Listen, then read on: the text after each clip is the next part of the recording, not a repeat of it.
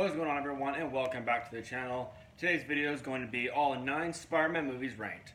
So, sorry I've been a bit inactive lately. I have been kind of busy lately, just a lot of things going on, but we're kind of back to some bit more videos, and I would do one upload a day, but I don't think it's working out. We're going to do one every other day, but some days might be one upload a day, if you know what I mean. So, I'll do one every other, like for example, today, Wednesday, Friday. Some days I might post Tuesday or Thursday. Maybe, I don't know. We'll just kind of see how that plays out. But today's video is the Spider-Man ranking. Maybe later today there'll be more videos. Tomorrow is probably the Q&A. And Wednesday is going to be the Dare video. And after that will be some Stranger Things videos. But without further ado, let's get started with the video. Starting at number 9. Number 9.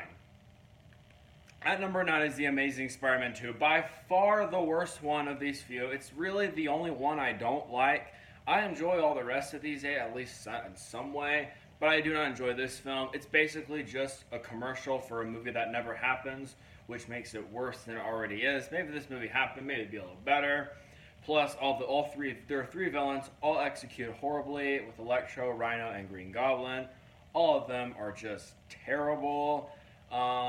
Not really memorable fight scenes. I guess there are some good effects, and I like Spider-Man's costume, and I guess the relationship with Peter and Gwen's pretty good. But other than that, this film does not work for me. Bit of a change of opinion here. At number 8 is Venom. Now, Venom isn't really a bad movie. Does not deserve that 30% on Rotten Tomatoes. It's a pretty good movie. I mean, not really, but it's really funny. I have a lot of laughs from it. I'm entertained by it. I like Tom Hardy. And Venom looks pretty cool. Though the movie has a bit of a weird concept to it. A Venom movie without Spider-Man. Not really the best, but I think it does get a little bit too much hate. I still enjoy it, and that's why it comes at number 8.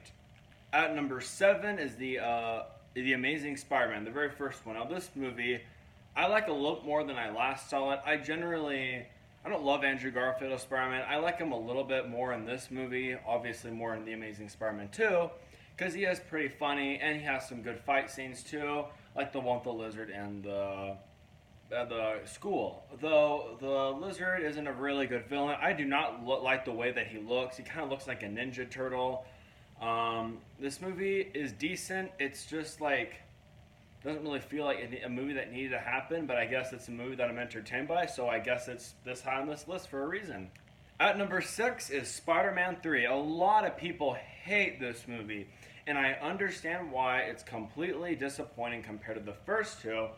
I like it a lot because 1, it has good action. 2, the story is still there, even though it's kind of convoluted and just a mess everywhere with all these characters and villains and storylines everywhere. Couple storylines work, most of them do not. Overall, I think the storylines could work. They just need to like split up this movie. I think that this movie just doesn't really work because it has too much going on in it. Though I love the action, I guess I like Sandman and the Green Goblin, and I like Venom when he's not Venom, so I guess I just like Eddie Brock, not Venom.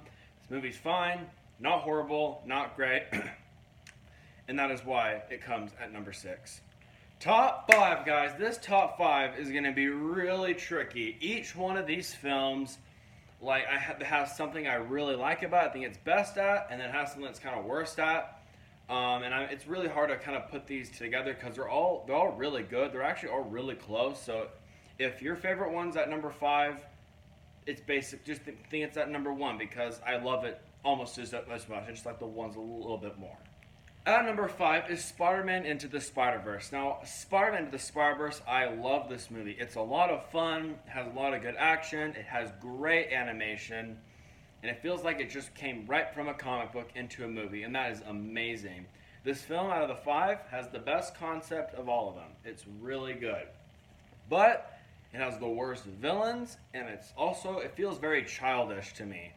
People say the Homecoming is childish. This movie is completely childish.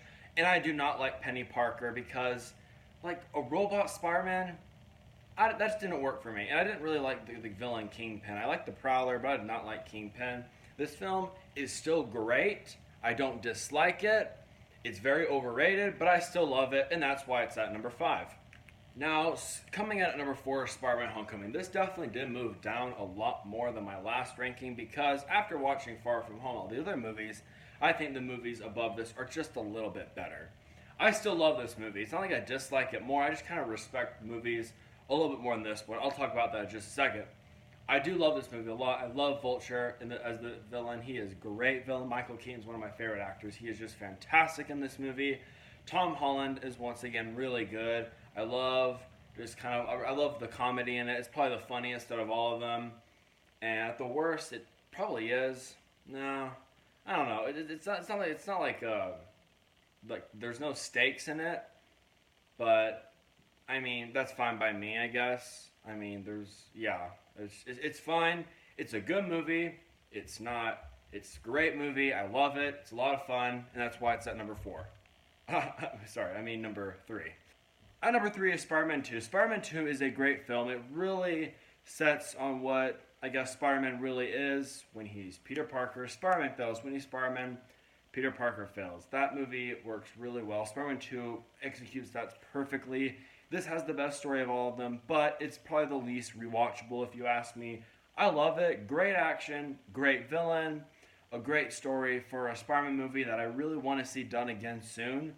And it's just amazing. And I know it's not number 1, but I still love it. And that's why it's at number 3.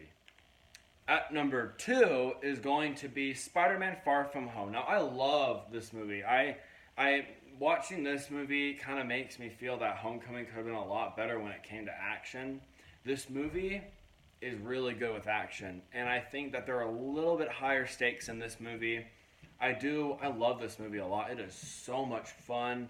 It's really funny also, and I love Mysterio, played by Jake Gyllenhaal. Once again, a great actor playing a great villain, and that is always something I enjoy in these movies. And I just loved this movie so much. It was so good. The action was great.